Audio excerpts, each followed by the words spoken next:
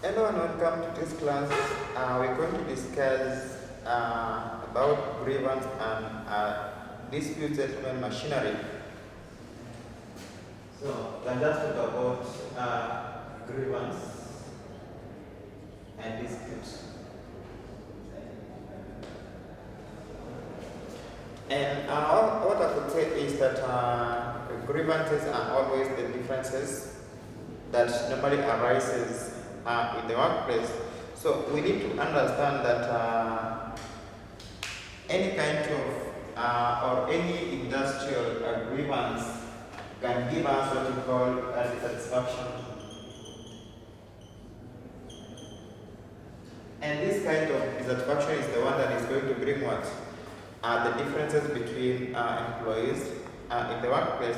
So it is always very important that whenever we are facing some kind of discomfort as far as industrial grievance is concerned, it is good for the organization, the parties involved, to ensure that they get a long-lasting solution, because it is, if it binds up, it is going to bring some kind of disastrous activities in an organization.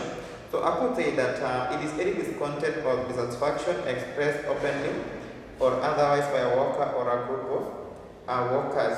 So it cannot just be done by an individual person, but it can be done by many, depending on now the issue at hand at that point. And I could still say that the grievances could either be valid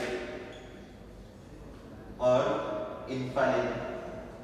So if it is valid, it means it is the one that is acceptable. That person is having enough reason to express his or her dissatisfaction in the workplace.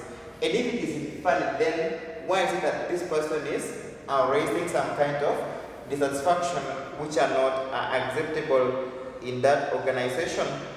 And I've already said that if these things are not seen or they are not tackled at the initial stages, it is still going to bring some kind of bad relationships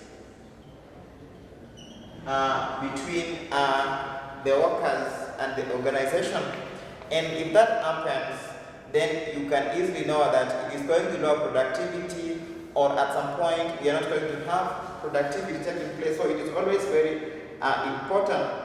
And the other thing that is very important is that grievances always originate from problems associated with human nature and the personal characteristics of the workers and now the supervisors. Like in this case,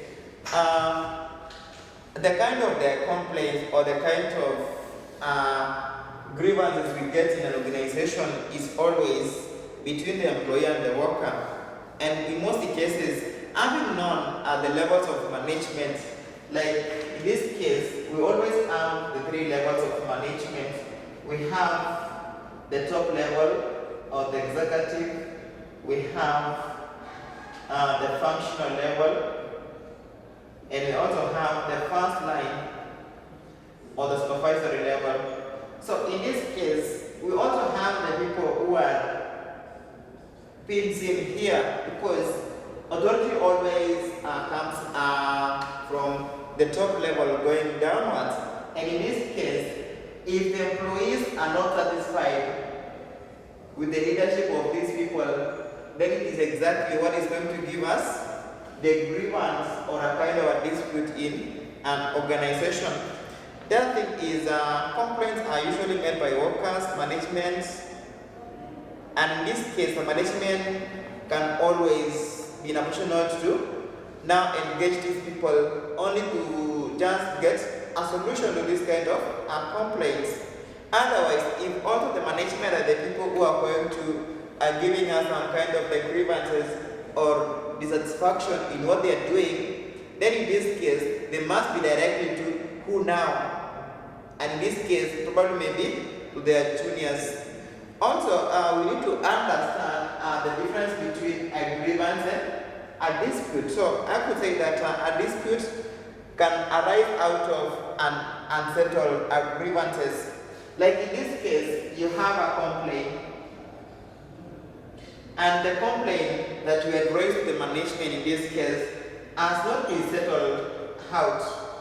You see, in this case, you cannot be just comfortable working in that organization until when your case is determined. So, if the grievances are not determined or solved at the initial stages, then it becomes an industrial dispute.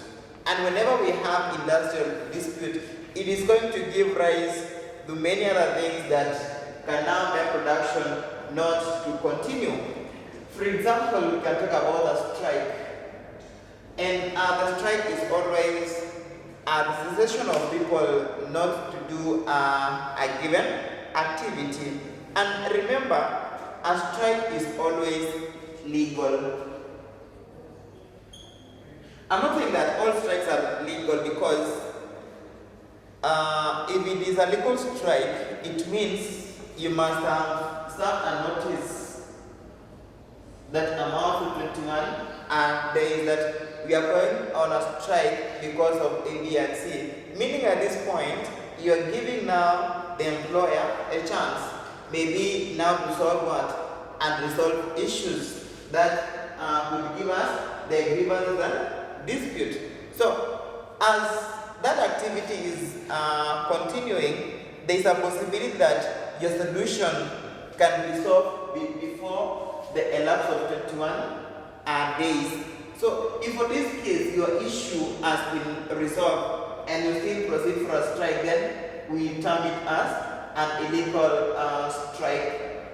The other thing that can still amount to an illegal strike is you've not served a notice amounting to 21 days. So it is always important for us to understand that a strike is also constitutional, or we can still get from a trade dispute act. Also, I can still say that a strike occurs when a group of workers refuse to work.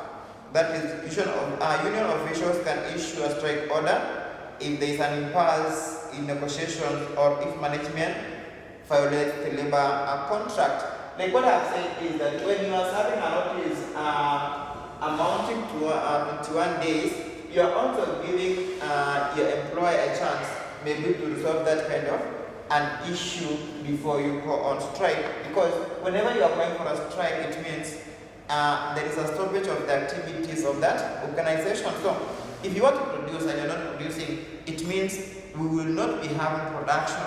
And when we are not having production, the customers will not be served. If the customers are not going to be served, it means they are going to look for the same service in a different place. And that amounts to a bad relationship between now the employer and the employee together with the customer, because the employer is going to lose revenue that could have collected from the customer. The customer will feel dissatisfied with your organization, then they leave your organization. So it is very important that as we proceed with our studies in this institution, we understand that a strike is not the best thing, but still it can be a best way in which unresolved issues could be used. So I could still say that there is no need for us to encourage strikes, but we need to have a kind of a negotiation between the people now complaining and the people who are making these other people to complain. We also have different types of strikes. We have a primary strike, which involves withdrawal of labor from the employer who is directly part of the dispute or grievance.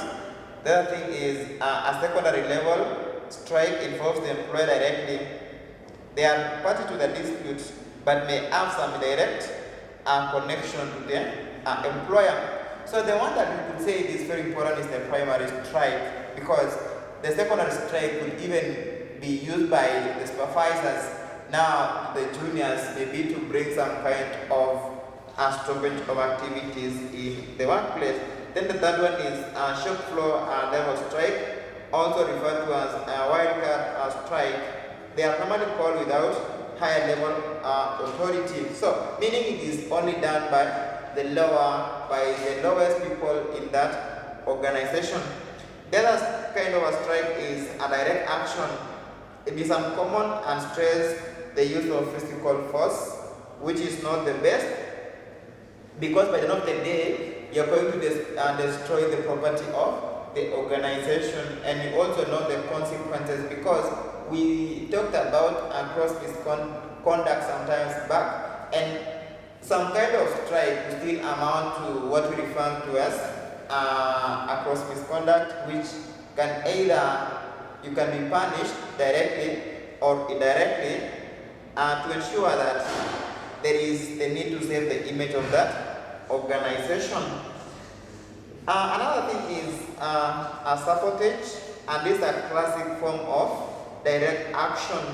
So in most cases, you are doing it to make the other person feel the pain, only to find that you're also going to feel the same pain. So whenever there is a kind of differences arising between the two parties of an organization, then it is important to consider also having the best way to perform that activity.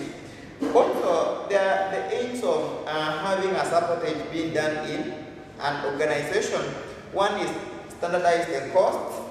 The other thing is address a common interest. The other thing is improvement of market and production position, and also a positive sanction to induce an agreement. So what I could say in summary is that whenever you are carrying out a strike, there is a possibility that you are going to get the solution to the problem that is existing in the organization. Apart from the strike, we also have what we call the pickets or picketing by the employees, and in this case, pickets occurs when a strike is in progress. Union members stand outside the gate of an organization premises to draw the attention of the other workers and the general public. So in most cases, when you're carrying out picketing, it will be now more disastrous as compared to the strike, because the strike is going on, but now that the people are joining the people who are striking. The other thing that we also need to understand is that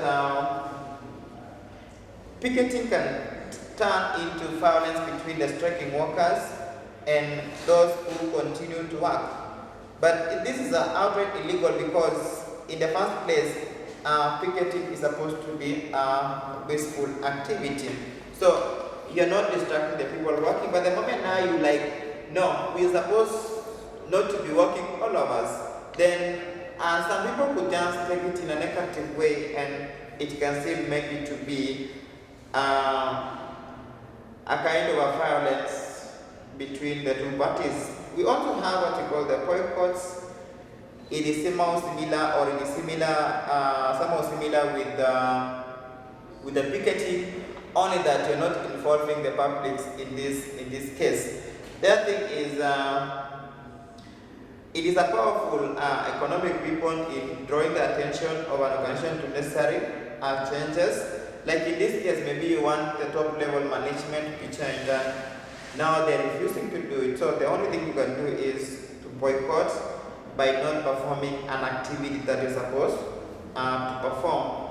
The other thing is the lockouts. And in this case, the lockout is always done by the employer. If the employer is saying that the employees who are picketing, striking, are going to cause some kind of an harm to that organization, then in this case, it will be very important that you just lock out these people to stay outside the gate of the organization.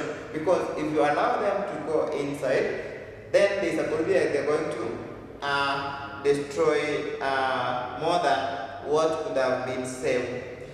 Okay, another thing I would still say is that a lockout occurs when an employer refuses to allow workers to enter the working premises.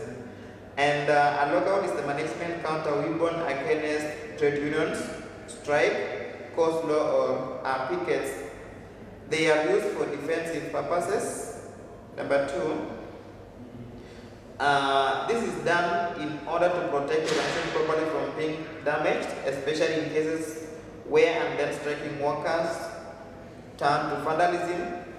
Lockouts can also be used and where management anticipate a strike. So it is always very important that we use this kind of an activity to ensure that we get to the bottom line of the solution that is there. So what I would say is that it is good for us to understand that one day, one time we'll be employees.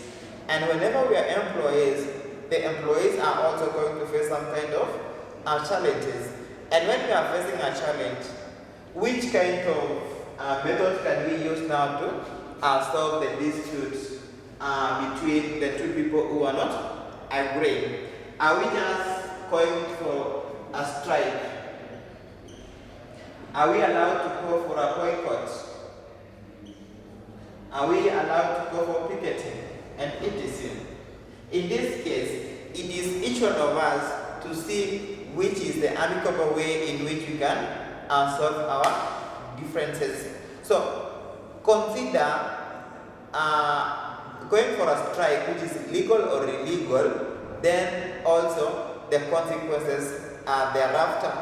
So in summary, I would say that let's understand and briefly differentiate between what? A grievance and a dispute. So that whenever we are performing an activity, we also know the consequences of the activity that we are performing in that organization.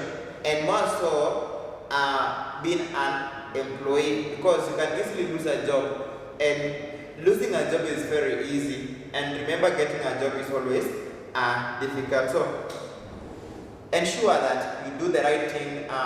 You do the right thing at the right time. So we can stop at that for this.